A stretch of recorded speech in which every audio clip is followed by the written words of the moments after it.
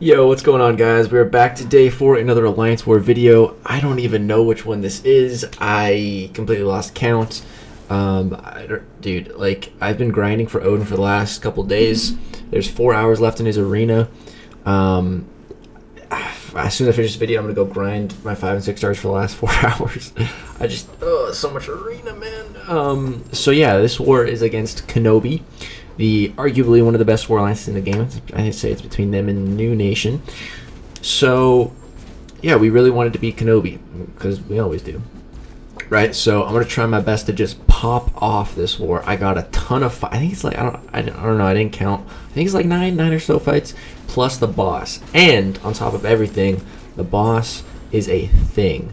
So I'm pretty sure the last war video I uploaded, I got my butt handed to me by a thing in the corner. Kind of not really my fault. It's Assassin Mastery's fault. It's my fault for having Assassin on, I suppose. But yeah, stupid Mastery got me killed. So I was really happy when I got assigned the thing boss, because I'm like, all right, if I can solo that thing, kind of redeem myself for the death. And I've also never fought a thing boss with Falcon, so I kind of wanted to see how it would go as well. So first fight, Ebony Maw. Piece of cake, man. This fight's a joke. Next fight here, we got a Void. This has long distance relationship, so it's decent placement. I decided throwing a regen boost. I think it would have just been better to throw in like a power start 1 boost just to like kill him quicker. But yeah, as soon as I get the weakness on me, I just need to kind of back off, let the buff expire, and then we'll be good. So right here, I throw the L1 just to get his petrify off of me. And yeah, you see we're taking a little bit of damage, but the regen boost is helping to counteract that a little bit. Yeah, just kind of an annoying fight here. Time the increment of 10 with a heavy attack since we were at 28. And yeah, I definitely should have thrown an L2. I just kind of panicked. I threw the L1 just to get my combo up to that 10th increment.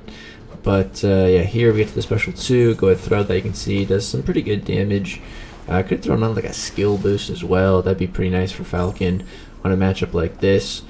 Skill boost and power start 1, make him like a skill Corvus, cycling L2s. But yeah, that fight, not very difficult. Just got to play it kind of slow and be careful with the debuffs.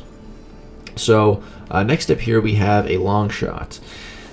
And someone else placed, was it Flame On? Yeah, it was Flame On for me. And I actually wanted it on the next fight. I was a little bit more worried about the next fight, which is a Tigra, but it was too late. They already applied it on this one. I'm like, okay, it's a long shot. You know, I've literally done this fight like probably like 10 times within the last couple seasons, and I've never died to it. I never had any problems with it, and you're gonna see why this is such a safe fight. It's the absolute best possible matchup for this, because this fight goes horribly. It goes worst case scenario. Well, the worst case scenario that can happen in this fight is he goes to a special 3, and it's about to happen. So you know, so far we're so good, everything's going great, and then he nullifies my buff. I catch a combo. I'm trying to bait this L2, and he's not throwing it. I dex, it gets nullified, he gets the power gain, and he goes to L3. I'm like, oh no, am I dead?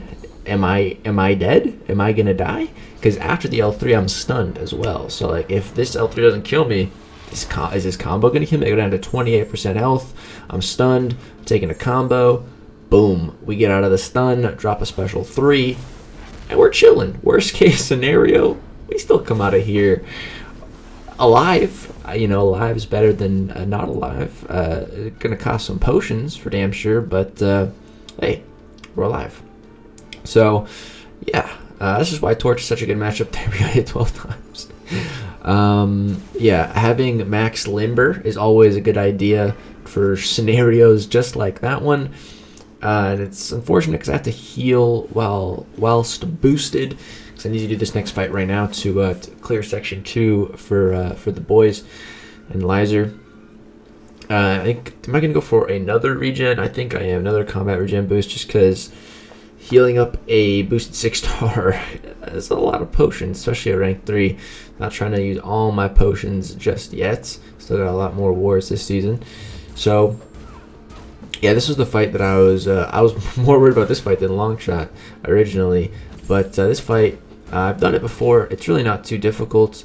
You just gotta be careful with the mix master. Just gotta remember what you end your combos with. What I like to do is just alternate from 3-hit combos to heavy attack combos, and if you alternate with those, then she'll never evade because you're always mixing it up. And I also like to just bait out L1s. I think this actually has power focus 1, or no, does it? No, does it? I don't know, but yeah, just baiting out L1s. Yeah, I think it does. I think she just got power from Mystic Dispersion there. That's why her power jumped up. But yeah, I find her L1 so much easier to bait. If I push her to the L2, I don't even know if I could evade it, man. It wouldn't look good. But yeah, that fight actually goes way better than the long shot fight. So yeah, that was great. And then we move on to section 2, and I got 2 fights here. And so this fight right here has I can't remember the name, but let's see. Do I pull up the node? What's the name of this fight? It's with the bleeds and armors. Past Lagacy. Pull up the nodes. Yes. Chitinous Thorns. That's how I read it, but I think it's actually pronounced chitinous Thorns or something like that. So it applies really hefty bleed debuffs. And Magneto is 90% resistant to bleed, but that 10% can actually do a lot of damage to you. So taters, he told me to put on a Coagulate. But the thing is, I don't have Coagulate, so I had to spend 500 units on a Carbonadium core and finally unlock up 1 point Coagulate, which, you know, I played Omega Red for like years, and I never had that 1 point, and I never planned on buying it. But yeah, finally I have Coagulate unlocked now, which I guess is a good thing. Yeah, I was just being kind of cheap, never wanted to really use it. I don't really use Omega Red anymore. Anyways. But yeah, so now that I have that, this fight not too difficult. Just regular Warlock with Magneto, just building up to my special 3. I know my special 3 is going to kill him. We got a bunch of prowess as well. We got 10 prowess right here. The bleed debuff. It's going to heal us from willpower too, but we had the infection on us. It's also power draining us a little bit, which is annoying. So I think... yeah, now that the charges are down, we'll be able to get to an L3 easier. And we got a ton of prowess, man. 43 prowess. He's so dead. He's probably dead to like the first strike of the special 3. Let's see. Is his health just gone in an instant? Yeah, just first hit. Don't even need the other 2 hits. Just I wonder how much damage that actually did. Probably like 500k, maybe 500k damage probably on that special 3 alone, dude. Because all the armor, all those prowess equate to armor breaks. So against or against bleed immune, it does insane damage. And then next up we have a Mysterio, which Magneto versus Mysterio is an interesting matchup because if you read Mysterio's abilities, it says he's immune to ability accuracy modification. And that's true, however, because he's metal, he still gets magnetized. So Magneto doesn't lower Mysterio's ability accuracy at all. Like the 70%, it's just not there. Mysterio's abilities will trigger normally. But because he's metal, the magnetism passive still gets applied. So Magneto still gets all the added benefits of magnetism. Like he can't heal, like Magneto can't miss, like... 50% perfect block. Magneto still gets all that jazz, so that's cool. So yeah, here I can just freely hit him. There's no chance of me missing. Magneto just cannot miss against metal champions, against magnetized champions. So yeah, nothing to worry about there. Pretty easy fight. Just kind of annoying with his L1s. Got to be careful. Look at that clean full dex on the L1. That was practice from fighting the Mysterio boss in Act 6. But yeah, fight goes pretty well, and he goes down, finished with a full yellow bar. And then I'm also going to be taking this Mordo. Been taking this mini boss quite a bit with Human Torch.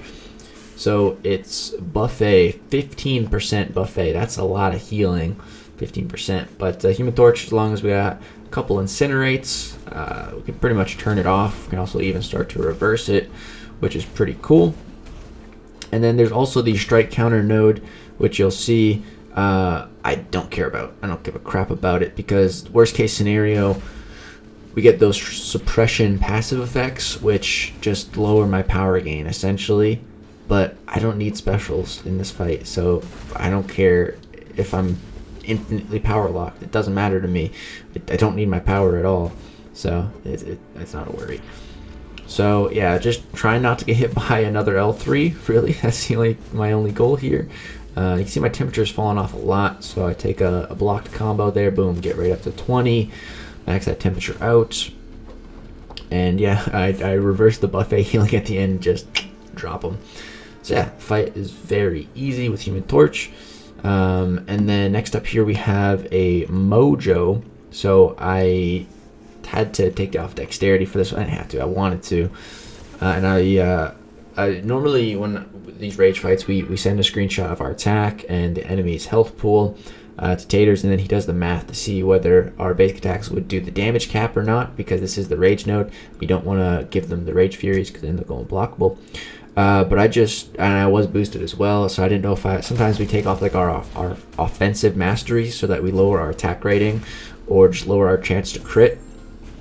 But I looked at the damage I was doing to Mordo, and then I looked at Mojo's health pool, and my medium crits and even my heavy attack crits weren't doing 2.5% of Mojo's health pool. So I know, I did the math that way, and I know for sure that I'm not going to trigger rage because I just fought a Mystic Champion with the exact same boost, so my damage is going to be pretty much identical. My max based medium crits and my heavy crits, so I knew it was all good.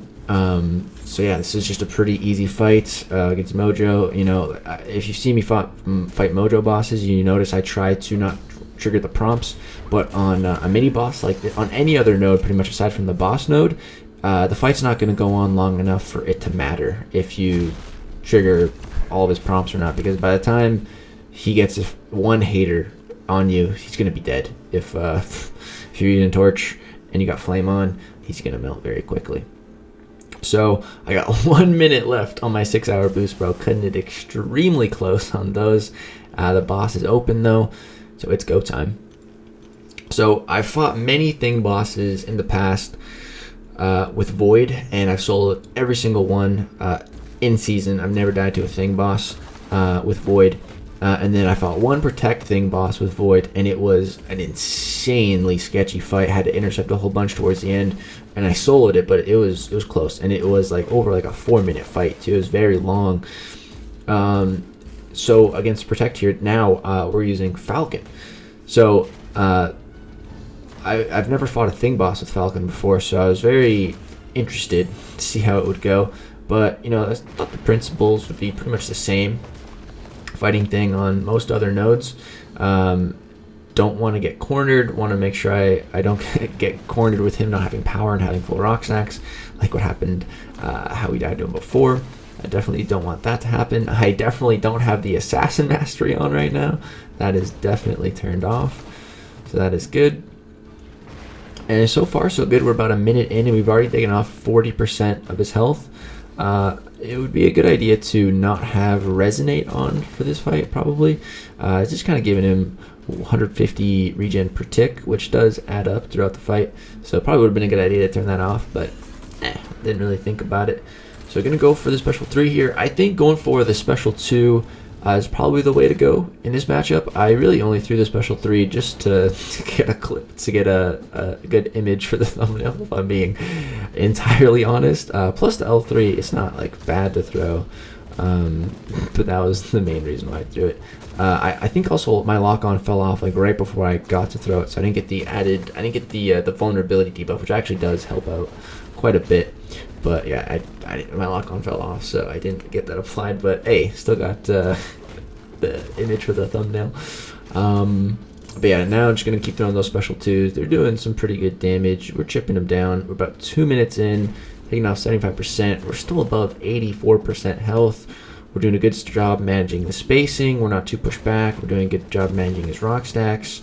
And looks like I'm going to get one more final lock-on phase, and then we should be able to kill him here. One more special 2, a couple combos should do the trick. So yeah, we're over 100 hits. Still got half the time in this fight. Our reparries are pretty on point to reduce that block damage. everything's going really well at this point. The fight just felt like very controllable. I didn't feel like bad at all. I feel like Falcon's a great option for this boss. Wasn't quite able to kill him with that lock-on phase. Gonna put him at 15 rock stacks and bait out the special, clear all those rock stacks, get relock done, and yeah, this fight's going pretty much as perfect as it could. Get to one more special 2. This should do the trick, and boom, there we go. Thing dead. Took right on the dot, pretty much 3 minutes. So even on the old timers, I would have just finished in the nick of time. But yeah, 134 hits. I feel like we played that absolutely perfectly. It went so well. Felt really good to kind of redeem myself. So yeah, that was our war against KenOB. My battle group actually didn't even die. We beat KenOB's battle group 3. They died one time, but as an alliance as a whole, they only died one time, and it was the battle group that we faced. That was their only death. They only had one friggin' death, bro. Ridiculous. But you know, my battle group, we take pride that we beat their battle group at least. But as an alliance, we did have 8 total deaths, which is unfortunate. So yeah, we did get our butts handed to us by KenOB. Really sucks, man. It seems like every alliance that we face has like their best war against us. Like, I think KenOB died like 4 or 5 times the war prior to this one, and then against us they drop 1 death. It's like, really? Oh man, it's ridiculous. It's brutal. It's brutal. But yeah, that's gonna do it for this war video, guys. I hope you did enjoy it. Drop a thumbs up for the Thing Boss solo. Kind of redeem myself. But yeah, I gotta go jump back into the arena. Got less than 4 hours till it ends. Yeah, thank you guys so much for watching. Peace out.